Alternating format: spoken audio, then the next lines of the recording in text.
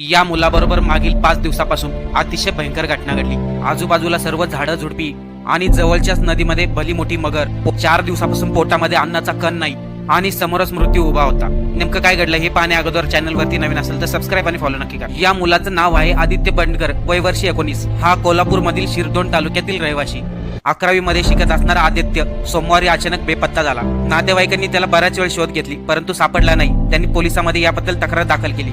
आदित्यला पंचगंगा नदीच्या जवळ पाहण्यात आले होते। तो नदीत बुडाला की त्याला मगरीने खाल्लं याबाबत कोणालाही काही कल्पना नव्हती। रेस्क्यू टीमने आदित्यचा भरपूर शोध घेतला परंतु तो सापडला नाही। ड्रोनच्या साहाय्याने पाहिले, त्यांना पंचगंगेत मोठी मगरही दिसली। सर्वांना शंका होती आदित्य मगरीच्या हाती लागला, परंतु तो नदी पात्राच्या जवळच्याच मोठ्या खड्ड्यामध्ये पडला होता। त्याचा आवाजही वरती येत नव्हता। जेव्हा रेस्क्यू टीमला याबद्दल माहिती झाली तेव्हा त्यांनी 4 दिवसापासून अडकलेल्या आदित्यची सुखरूप सुटका केली। 19 वर्षीय आदित्यची तब्येत अतिशय खालावलेली होती। 4 दिवसापासून पोटामध्ये अन्नाचा कण नाही। ओरडण्यासाठी